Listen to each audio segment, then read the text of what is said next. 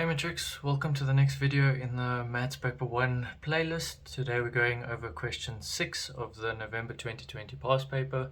If you don't have the paper, please pause the video. There's a link in the description below where you can go and download the paper as well as the memo. And once you have the paper, then you can continue with the video. Okay, let's get started. So looking at 6.1, okay, we're looking at financial maths for question 6 first of all. So 6.1 is talking about a monthly installment into a savings account for 12 years. So we're starting in 2020, we end in 2032. The interest rate is 7.5% per annum and it's compounded monthly. Okay, so 6.1.1 says what will the investment be worth immediately after the last deposit? Okay, so when we want to know what the amount's going to be worth in the future, we're going to be using the future value formula. So I've given this on the on the left here. So we've got our interest is 7.5% per annum, so that's 0.075. Compounded means we take the period of payment, we times by 12, okay, because it's compounded monthly. And the payments are being done at the end of the month. Okay, so at the end of every month, he's putting the money in. So n is going to be the years multiplied by 12, but we need to add in an additional month because of payments being done at the end of every month. Okay, so your your term of investment will be slightly longer. Okay, so this is my formula. Now we just need to plug everything in. So it's 1,000 rand that gets put in at the end of every month.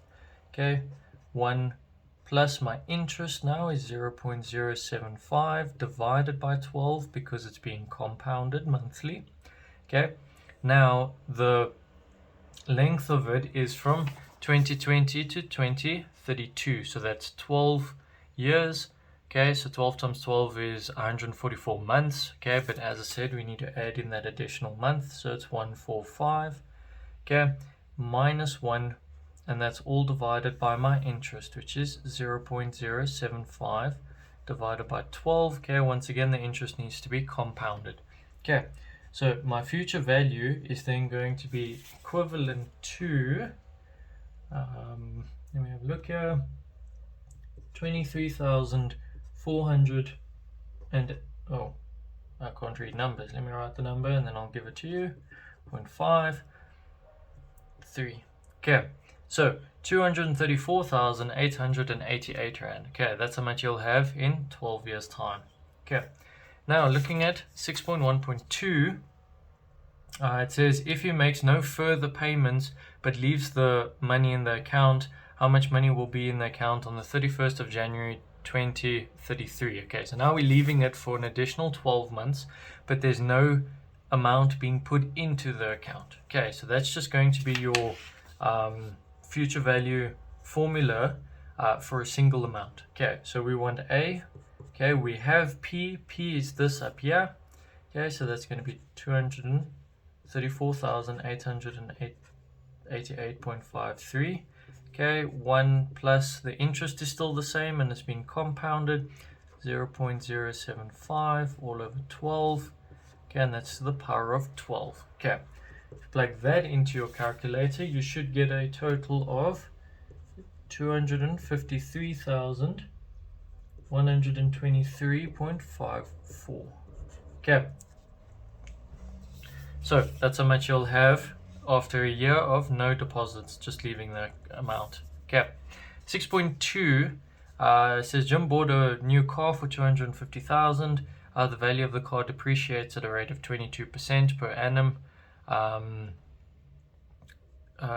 Using the reduced balance method. Okay, so after how many years will its book value be? 92,537. Okay, so depreciation, we're going to be using this formula over here. Okay, note it's similar to my interest formula. The only thing is we take off the interest every month. Okay, so our interest was given to us at 22%. Okay, that's 0.22. We need to now find n. Okay, So what I'm going to do first is I'm going to manipulate the formula to get n on its own, and then substitute in all my amounts, and then solve. Okay, so we need to get n on its own. So first things first, I'm going to take the p across. So I'll have a over p equals 1 minus I to the n. Okay, now to get n out of the exponent form, we use our logarithmic rules. Okay, so I'll have the log of a over p equals to the log of 1 minus I to the n. Okay, now from log rules, the n comes down to the front.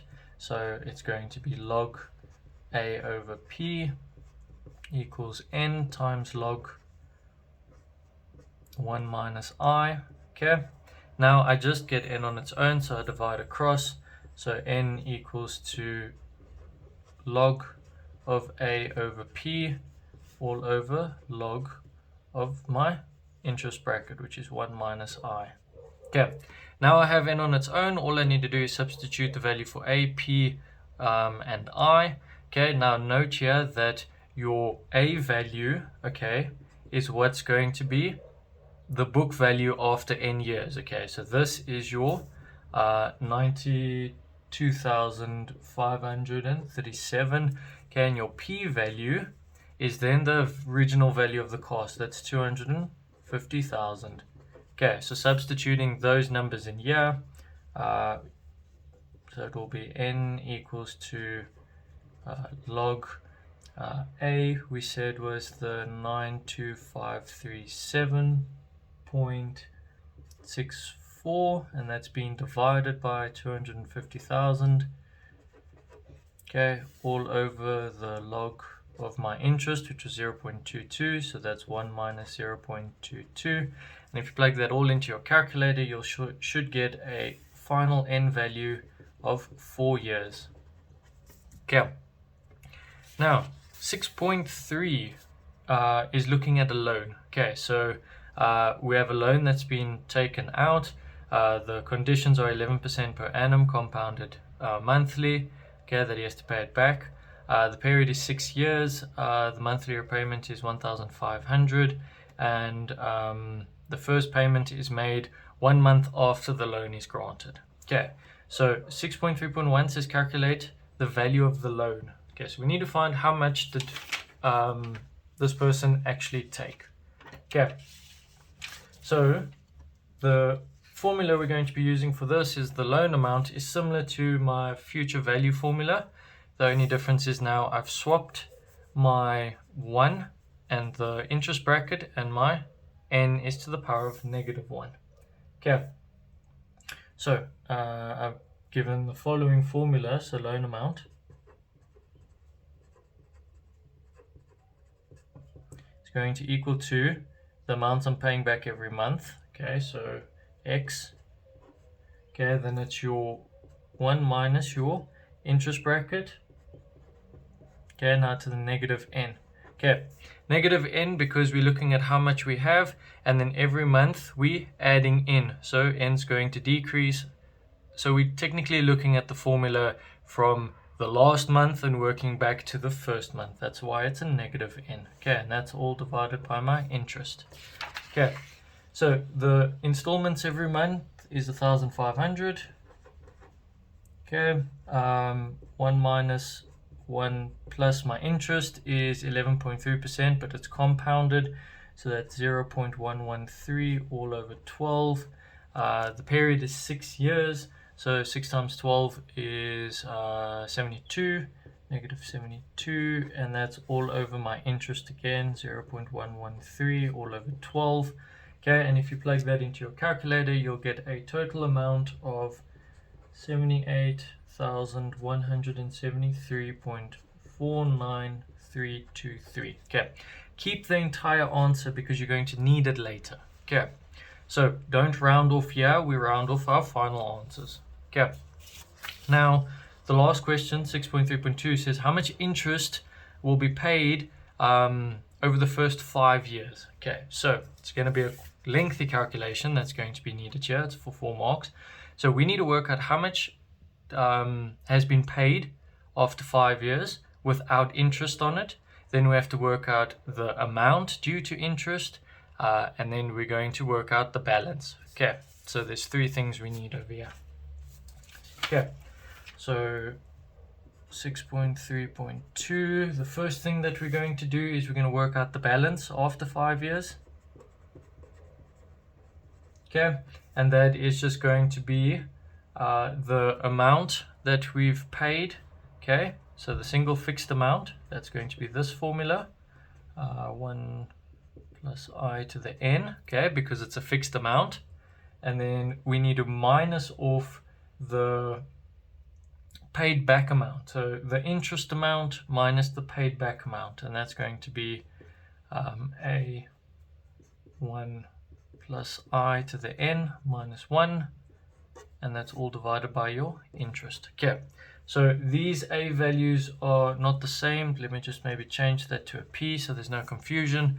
Okay, so for this amount over here, okay, that's going to be the total amount, okay, because we want to work out how much there is in 5 years, so how much interest has been put on. So that's going to be your 78,173.49323, 1 plus, okay, now my interest 0.113 all over 12, and that's 60. Why? Because it's 5 times 60.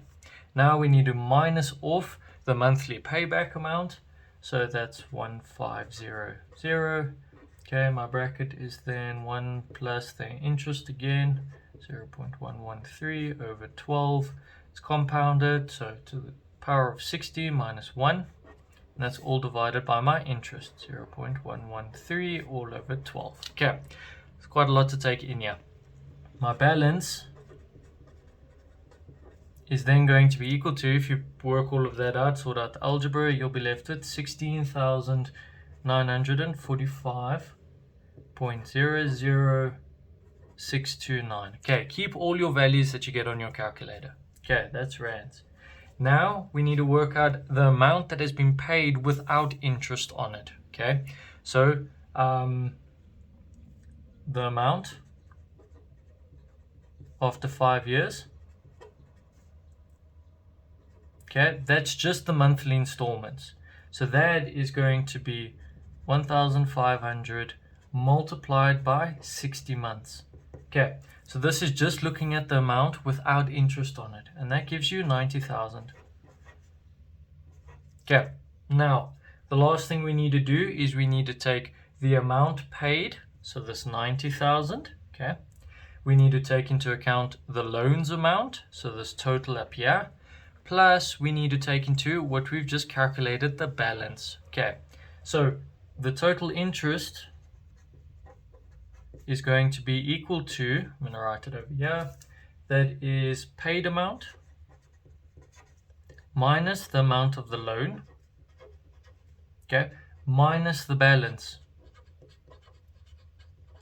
Okay, so the amount of the loan, that's for 6 years, minus the balance, okay, what is left to pay in that last year, plus we have to take into account the amount paid without interest. Okay, so substituting all these values in, we're going to get 90,000 minus the loan amount, so this entire number up here, okay, so that's 78,173.49323, okay, minus your balanced amount, which we've calculated over here, so that's the 16,945.00629.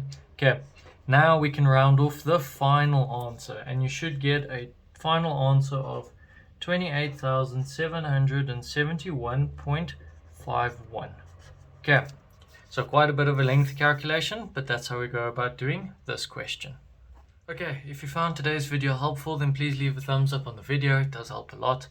If you have any questions regarding question 6 of the paper, then please leave them in the comments below and I'll get back to them as soon as I can. Please go check out the channel. There are other videos linking to physics, chemistry and maths paper 2. While you're there, please consider subscribing to the channel. And remember, it's never too late to have an OIC moment.